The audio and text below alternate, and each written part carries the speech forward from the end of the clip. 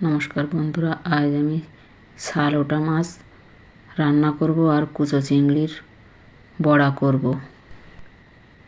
শালোটা মাছটা আমি আলু দিয়ে মাছের ঝোল করব। নিয়েছি আদা বাটা, জিরে ধনে লঙ্কা গুঁড়ো। বড়া করার জন্য নিয়েছি পেঁয়াজ রসুন আদা বাটা ও শুকনো লঙ্কা, আর নিয়েছি বেসন। মাছটা আমি লবণ হলুদ দিয়ে মেখে নেব। মাছটা ভেজে নেব। চিংড়ি মাছে আমি লবণ হলুদ দিয়ে দেব।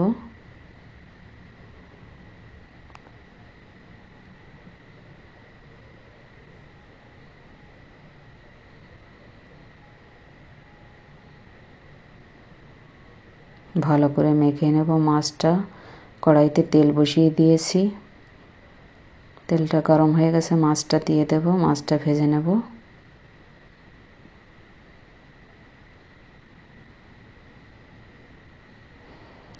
আমি ওই পাশে আর একটা কড়াই বসিয়ে দেব।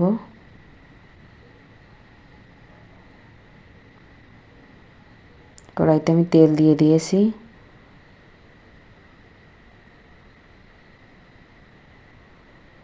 আমি জিরে ধনে আর শুকনো লঙ্কা আদা বাটাটা মিশিয়ে নেব জল দিয়ে।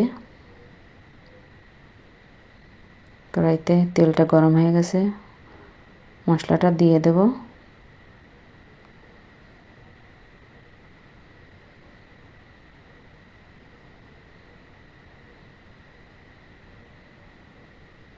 আমি মশলাটা কষিয়ে নেব। কষিয়ে নিয়েছি, আলুটা দিয়ে দেব। আমি একটু নাড়াচাড়া করে নেব। স্বাদ মতো লবণ হলুদ দিয়ে দেব। আমি এটা একটু ভেজে নেব। মাছটা উল্টিয়ে দেব।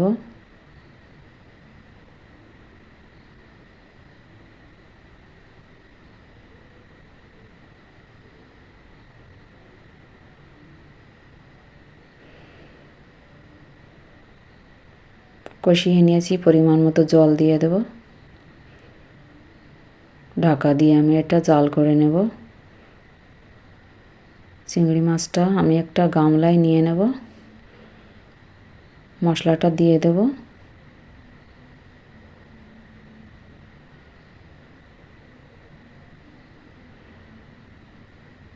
আমি শুকনো লঙ্কার গুঁড়ো নিয়েছি, আপনারা কাঁচা লঙ্কাও নিতে পারেন বাটা। বেসন দিয়ে আমি ভালো করে মেখে নেব এটা। জল আমি দিইনি, ওই মাছেই মেখে নিয়েছি। ভালো করে মেখে নেব।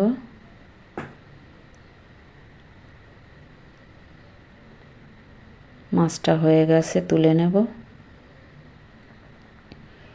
ভালো করে মেখে নিয়েছি। কড়াইতে আমি তেল দিয়ে দিয়েছি।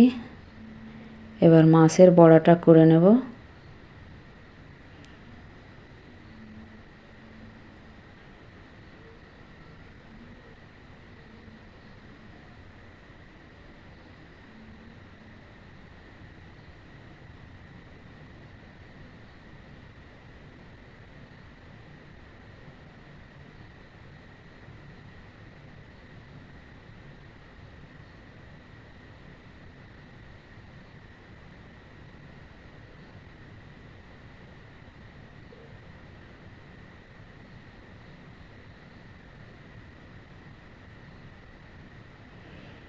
আমি এটা উল্টে পাল্টে ভেজে নেব। মাছের বড়াগুলো ধীরে ধীরে জাল দিয়ে ভালো করে।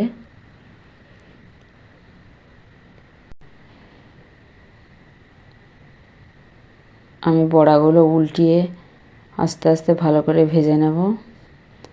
আপনারা বাড়িতে অবশ্যই ট্রাই করবেন, এটা খেতে খুবই ভালো লাগে চিংড়ি মাছের বড়া।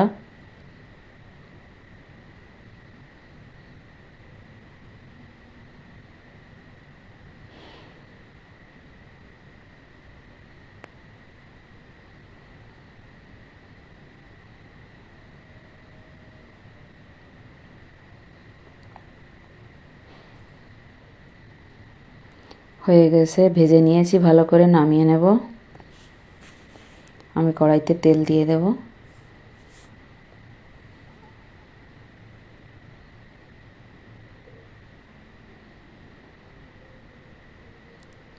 বাকিগুলো আমি ভেজে নেব।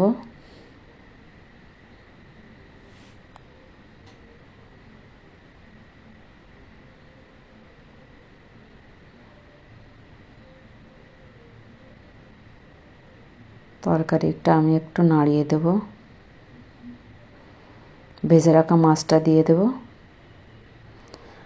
আপনারা অবশ্যই আলু দিয়ে মাছের ঝোল এভাবে করবেন, খেতে ভীষণ ভালো লাগে।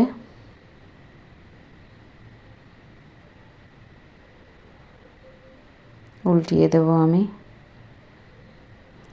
হয়ে গেছে, নামিয়ে নেব।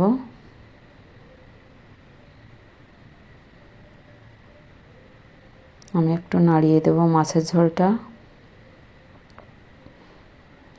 গরম মশলা গুঁড়ো দিয়ে দেব।